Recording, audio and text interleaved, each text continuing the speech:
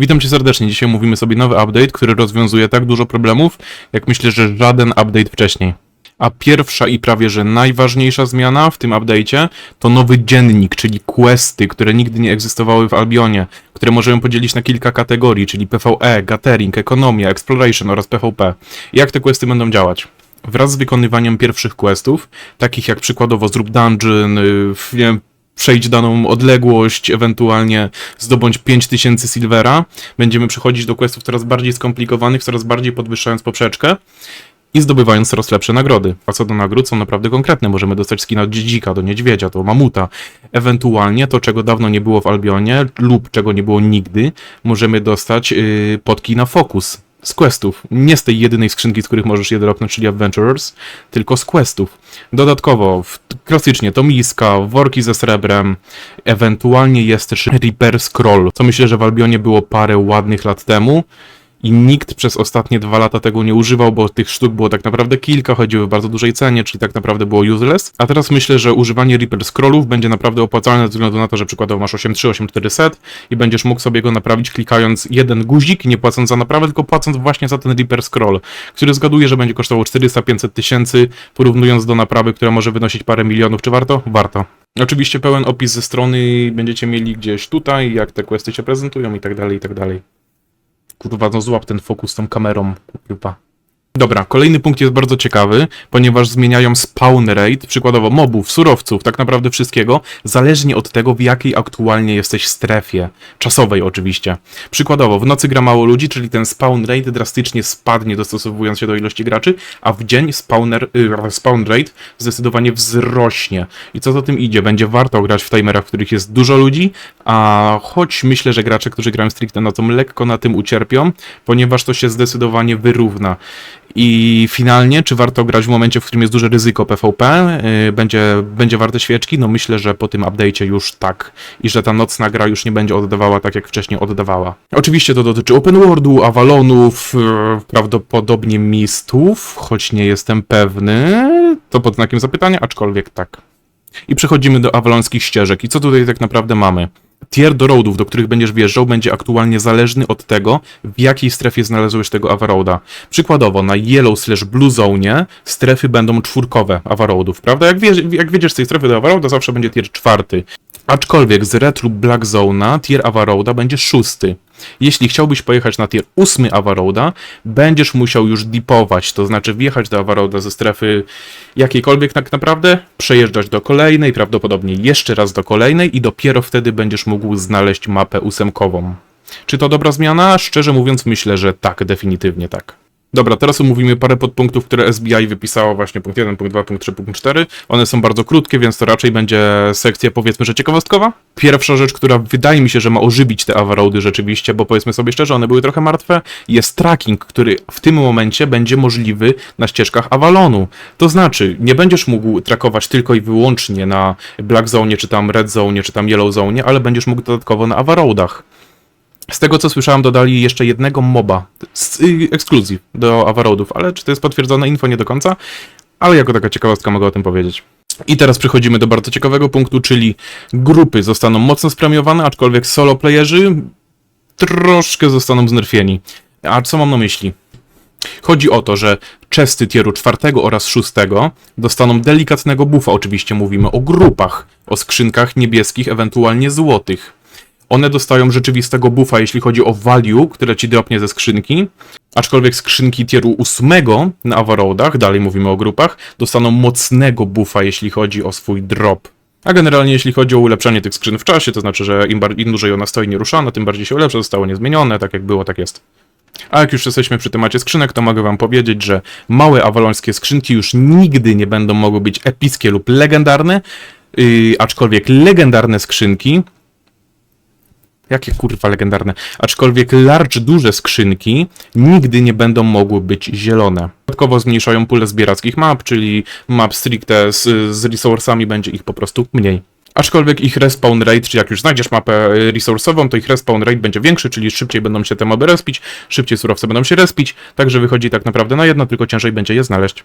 A właśnie, to też bardzo ciekawa rzecz, ponieważ pamiętacie pewnie, wszystkie spoty na Avaroadach do zbieractwa, one zawsze były takie same, zawsze były nudne, niezbyt ciekawe, a teraz o tyle dobrze zmieniają, że będą w pewnym stopniu randomizowane. Dodatkowo spoty mają też jakby kilka swoich layoutów, które są po prostu miłe dla oka. Jak jeździłem sobie po test serwerze, mam nadzieję, że tutaj widzicie to wszystko, i to rzeczywiście wygląda dobrze, to znaczy jest miłe dla oka. Tak samo niektóre strefy awalońskie będą wyglądały troszkę inaczej, niektóre mapy. A dodatkowo, kojarzycie pewnie na Avaroadach te wejścia do jakby statycznych dungeonów, nie? Grupowych, teraz będą też solo. O, i to jest świetna rzecz, jeśli chodzi o graczy PvE. Kojarzycie monki, które wam wypieprzają jednego spela, który was wyrzuca 10 ekranów, nie? Teraz to jest spell, który będzie można uniknąć. Także myślę, że mnóstwo nerwów zostanie wam właśnie zabranych. Także super. Również bardzo ciekawą zmianą jest fakt, że skrzynki, przykładowo niebieskie / złote oraz boss, który broni tej skrzynki, on będzie dawał znacznie, ale to znacznie mniej fejma, aczkolwiek resztę fejma dostaniecie po otworzeniu skrzynki, czyli tak naprawdę nerfimy szczury, które sobie zabijały bossy, żeby sobie zdobyć samego expa, po czym zostawiały kampa, jechały do kolejnego, żeby znowu zabić bossa i pojechać dalej. Czy to jest dobra zmiana? Tak. Dodatkowo skrzynki na Avaroadach już nie będą pokazywały swojej jakości, więc dopiero będziecie musieli zrobić kampa, żeby zobaczyć kolor skrzyni. Bardzo ciekawą zmianą jest również fakt, że teraz każda wyspa, każda gildia będzie mogła mieć wyspę gildijną w każdym mieście. Tak jak ty możesz jako gracz, tak gildia będzie mogła w każdym mieście mieć swoją wyspę. A! I te wyspy również dostaną reworka wizualnego, tak jak dostały wyspy dla solowych graczy. Oczywiście zapowiedziano również 3 nowe bronie, czyli kryształowa maska, kryształowy dagger i kryształowy holy staff. One zostaną dodane za ładne parę miesięcy, także tym myślę, że nie powinniście się przejmować, aczkolwiek są dosyć ciekawe, możecie sobie zobaczyć. Jedna niesamowicie wspaniała zmiana. Dodali do gry mapy do Corrupted Dungeonów. Zagrałem w życiu ponad 2000 Corrupted Dungeonów. Codziennie narzekałem na brak map do Corrupted Dungeonów. Coś wspaniałego, dziękuję ci SBI. A i dodatkowo pamiętacie, że w koruptach respią się takie nietoperzyki, z każdy nietoperzyk, który zbierzesz, dostajesz debuffa do prędkości, do HP i tak dalej. Teraz na poziomie Hunters nie respią się po 5 minutach, tylko po 3, na poziomie Stalker nie respią się po 5 minutach, tylko po 3 i na poziomie Slayer respią się po 3 minutach, tak jak to było. O, kolejna wspaniała zmiana. Teraz każdy item 4. tieru będzie miał odblokowane wszystkie skille. Niesamowite. Tak to zatrzęsie rynkiem craftingu, że sam się boję o tym myśleć, aczkolwiek z jednej strony mi się to podoba, ponieważ przykładowo Berdysza nie trzeba będzie kupować 6.4, żeby go zawakenować, tak samo Pantera nie będzie musiała być 6.4, żeby została przeawakenowana, czyli czy to dobra zmiana? No w sumie bardzo dobra, bo bogaci gracze i tak tym grali, a ci biedniejsi, no niestety nie mogli sobie na to pozwolić, nie? O, i bardzo ważna zmiana, jeśli chodzi o ZVZ. Teraz, kojarzycie, mamy tereny, o które bijesz się przez godzinę, nie? Podczas gdy wyssana energia trwa jedynie 30 minut, więc jeśli bronisz swojego terenu i użyjesz przepały na samym początku, to po 30 minutach twój teren jest bardzo prosty do zrajdowania, bo ocek ci pada, musisz zjechać go zresetować, podczas gdy druga gildia wtedy wiedzie i ci ten teren zrajduje. Teraz możesz się przepalić dwukrotnie, czyli ten ocek będzie ci trwał przez pełną godzinę, dodając cały czas jedynie 100 IP, nie 200. Dodali również party ready checka, czyli piszesz ukośnik party ready check na czacie, po czym każdy z twojego party dostaje powiadomienie, czy jest gotowy, czy jest przy komputerze. Czy to dobra zmiana? Zajebista. Przejdźmy dalej. Przed nami jest Shapeshifter Staff, czyli kół, które daje bańkę. Ono nie było używane nigdzie, teraz shield duration z 1,5 sekundy wynosi 2, czy to będzie używane? Nie. Zmniejszony damage z trzeciego kół na Shapeshifterze z 60 do 54, czy to jest duży nerf? Dosyć duży w sumie. Czy to troszkę znerfi metę shapeshiftów? Mam nadzieję. Tether shift, czyli skill, który przyciąga albo na shapeshifterze, który przyciąga albo ciebie do przeciwnika, albo swojego sojusznika do ciebie. Usunęli multicast dodatkowo. The follow-up ability dash or pull no activates instantly. Ok, czyli nie mamy jakby tego momentu, w którym ten skill się kastuje, tylko od razu to zaczyna działać. Zwiększono dodatkowo shielda ze 100 na 200 w momencie, w którym pulujesz jakby swojego sojusznika do siebie. Oraz usunęli wszystkie rezisty w momencie, w którym kastujesz go na sojuszniku. Dosyć dziwne, ponieważ praktycznie nikt tego nie używał. Specyficzna zmiana. O, Polymorph na shapeshiftach w końcu będzie miał cast time z 0 sekundy do 0,4, czyli dostaniecie informację, że przeciwnik będzie używał w twoim kierunku Polymorpha. Super, bardzo dobra zmiana. Speary. Heron Spear zwiększają damage z 200 do 210. Dosyć mocne. W sumie nawet się cieszę, ta broń była dosyć useless, fajnie, że teraz będzie grywana. Tak samo jak Riftglaive dostaje nerfa. Szerokość tego spela z 8 metrów jest zmniejszona na 7, tak samo knockback jest zmniejszony z 10 metrów do 8. Slightly increase knockback speed, but reducing CC time. Okej, czyli jakby ten czas CCK, który dostajesz, jeśli ta broń cię uderzy, zostaje zmniejszony. Aczkolwiek szybkość, tak jak to się dzieje, jest zwiększona.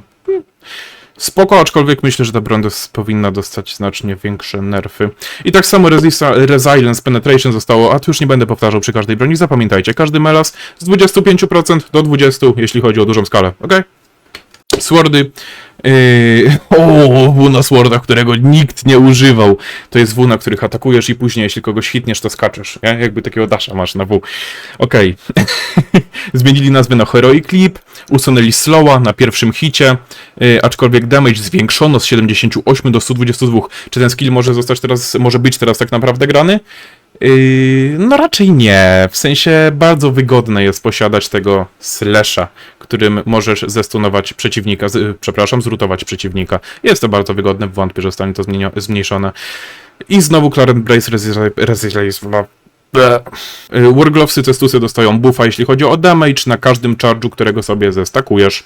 Armory Jacket of Tenacity dostaje sporego nerfa, ponieważ jest to 5% bonusu do damage'u oraz do resków. Jest to duży nerf, rzeczywiście. Olaf Stacker Jacket damage per tick zostaje zmniejszony z 28 do 26. Czy to dobrze? Dobrze. Demon Armor teraz nie będzie działał na moby. Cape'y, Brazilian Cape dostaje buffa na shielda z 230 do 275? Dobra. To jest cholernie dużo. To jest bardzo dużo. Ciekawe. Avalon Cape dostaje nerfa ze 144 obrażeń do 133. Dobra, ostatnia zmiana dotyczy Battlemonta Pająka.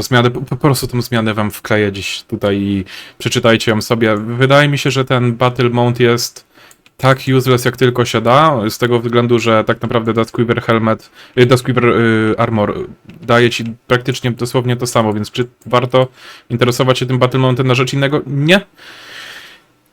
No, więc w sumie to był nasz ostatni punkt, także dzięki bardzo za oglądanie, możesz klasycznie zostawić jakiegoś suba, jakiegoś lajka i wpaść na naszego Twitcha, na którym streamujemy prawie codziennie od godziny 16. Także co, dzięki za oglądanie, mam nadzieję, że trochę ci rozjaśniłem sprawę i cześć!